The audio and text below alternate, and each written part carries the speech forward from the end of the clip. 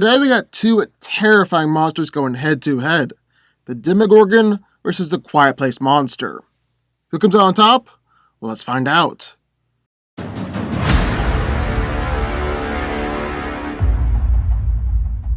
The Demogorgon, also known as the Monster, is a predatory creature from parallel dimension known as the Upside Down that entered into Hawkins, Indiana, November 1983, wreaking havoc and terrorizing the town. The Demogorgon is a tall, thin, human-like creature with elongated limbs and a head that's able to fold back like a flower to have a large mouth and plenty of sharp teeth. Despite its thin and gangly appearance, the Demogorgon is actually superhumanly strong, able to break through solid walls, able to power and carry around fully grown men. It's also got an outstandingly durable skin and tough body, allowing the creature to withstand plenty of bullets from multiple different firearms. Then while it can be injured, being particularly vulnerable to fire and heat, the Demogorgon also has got a regenerative healing factor, able to heal from most injuries in a short period of time. The Demogorgon is also able to move between dimensions, and actually entered into Hawkins by creating temporary tears in space-time. It's also used its ability to pull individuals, like Will Byers or Barbara, into the Upside Down. The Demogorgon even seems to have some form of telekinetic power, which we saw when the creature was able to unlock the hatch on the Byers' front door while pursuing Will. The Demogorgon's behavior is also kind of predictable, as it acts like a typical nocturnal predator like coyotes or lions, or solitary creatures like bears.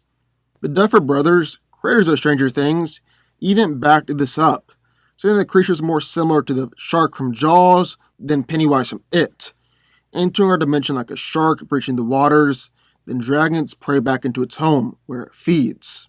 So, as we got one corner, share the Upside Down, the Demogorgon.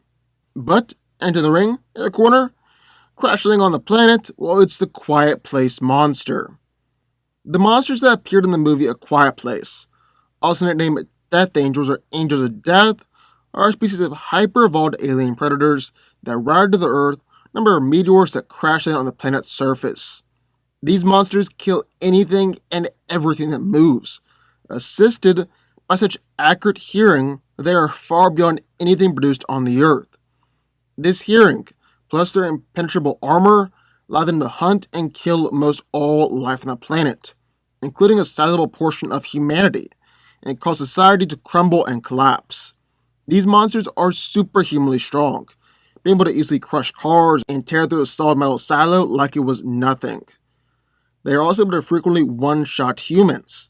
In order to kill essentially all life on the planet, they'd also be able to kill plenty of larger land animals as well. The monsters are also able to move superhumanly fast, as they can outrun any land animal and kill people much faster than they can even react. The creatures are also insanely durable, as their armor is completely bulletproof and can stand to modern-day explosives, and, according to director John Krasinski, their armor is actually what allows them to survive the initial destruction of their own planet, and subsequent crash landing on Earth alongside meteors. They're also stated to be evolutionary perfect predators, or very opportunistic hunters and killers, and also completely blind, operating on just their sense of hearing, which is thousands of times greater than the humans. However, they are susceptible to high-pitched frequencies, which cause them to loosen their armor, makes them susceptible to even conventional firearms. So, who wins? Well, let's break it down. Now, this right here is a fight between two of my personal favorite humanoid monsters. I absolutely love A Quiet Place and just how unique it is, and who doesn't love Stranger Things? And honestly, I could see either one of these two coming out on top. So, who is coming out on top here? Well, let's break it down. Also, since this video is coming out before A Quiet Place 2, we're going to kind of limit this to the first movie. Don't worry, still more than enough feats in there. I'm going to make this for a super interesting fight. And first things first, talk about strength and physicality. The Demogorgon can come in anywhere from 6 to 10 feet tall, or 8 feet on average, and is strong enough to pin adults down with ease. It was casually able to bust through doors or even knock through walls. Even the Demodogs, a Demogorgon who isn't completely grown, is strong to tackle grown men. They've dented metal before as well. However, the Quiet Place monster is clearly superhumanly strong too. I mean, it's able to tear through solid metal too when it would burst through the silo to attack the kids. It easily crushed cars. And like we said, these monsters wiped out almost all life on Earth, being able to one-shot humans and take down larger animals too.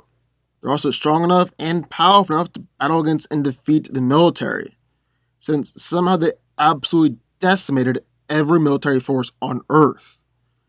However, there is a little bit of inconsistency with their strength, seeing as how it wasn't able to tip over the truck or get through the truck when it was trying to attack the kids on the inside.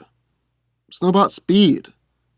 Well, the Demogorgon really isn't necessarily that fast. In fact, he's kind of slow. But the creature does have the supernatural ability to move between dimensions and go between Hawkins upside down by creating temporary tears in the space-time. It's also able to see what's going on in the real world while still in the upside down. So it'll pop in and attack at just the right moment. And all that is just a nice leg up and an advantage over the Quiet Place monster. However, even the Demogorgon has the potential to be the master of the surprise attack. That's not really going to be too helpful here, because as soon as the Demogorgon starts making any noise whatsoever, the monster knows where it is and comes running. Granted, the Quiet Place monster's hearing doesn't grant it omniscience or something like that, and it's clearly infallible and can be tricked, seeing as how the whole family survived for a while and have been making some noise, breathing at the very least. So the Demogorgon could technically stay in one spot or very quietly move around, but odds are the Quiet Place monster is going to hear it and come a-running. And that leads us to durability. And this is easily the most important part of the fight, so pay attention. Now starting out, not much is really known about the Demogorgon and its durability.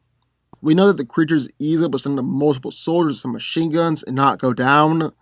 We know they're pretty much bulletproof, at the very least bullet resistant in their younger Demodog stages. And even though they've been injured by fire before, that seems to be more an attack that injures everything in the upside down, rather than just the Demogorgon in particular.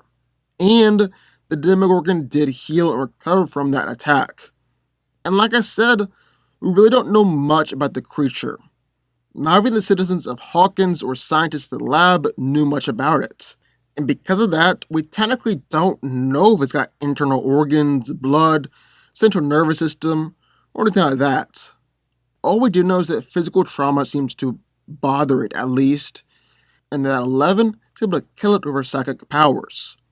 But just because there's no real known limit to the Demogorgon's durability doesn't mean there isn't one.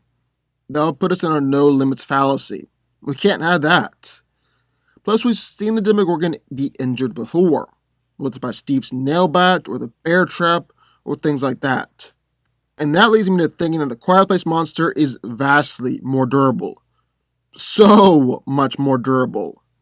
Now, I know what I'm be saying, but DanCo, didn't it just die by a shotgun blast to the face? The Demogorgon has taken gunfire before, so can the Quiet Place monster be more durable? Well, I'm glad you asked, because it all hinges on the Quiet Place monster's exterior armor. The only reason it was killed at the end of the movie was because that high pitch frequency triggered the monster, caused it to open up its armor and expose its soft interior. And clearly its interior isn't bulletproof. But its exterior armor definitely is. Considering that John Krasinski, the director, confirmed the monsters are bulletproof. And their armor is essentially invulnerable. And it's not just bullets. The Quiet Place monsters wiped out the entire world's military. Clearly it took a whole lot more than this shotgun blast. A whole lot more than Demogorgon ever took. And still, the Quiet Place monsters walked it off and didn't go down. Krasinski even wanted to say that these monsters survived the destruction of their own planet, started traveling through outer space on meteors and debris, and then survived these meteors crashing on the Earth, which was compared to a nuclear explosion. These creatures are so durable that it's honestly staggering. You wouldn't think it just by looking at them, but these monsters are insanely more durable than Demogorgon, more durable than even someone like DCEU Superman, and might be one of the most durable live action beings ever. Ever! And yeah, that's kind of what the whole fight hinges on right there. Because these are two creatures fighting here. They don't have any powers or abilities to fall back upon. It's a physical fight all the way through, just like how animals fight. If they're roughly equal in strength, and the Wild Place monster's vastly superior durability is coming out to tip the scales in its favor. The Quiet Place monster's coming out on top here. The Quiet Place monster wins. But what do y'all think? I would love to hear your thoughts. Sign off in the comments down below. Also, be sure to the like button, the subscribe button, turn notifications join the DanCo army, and I will see you all next time.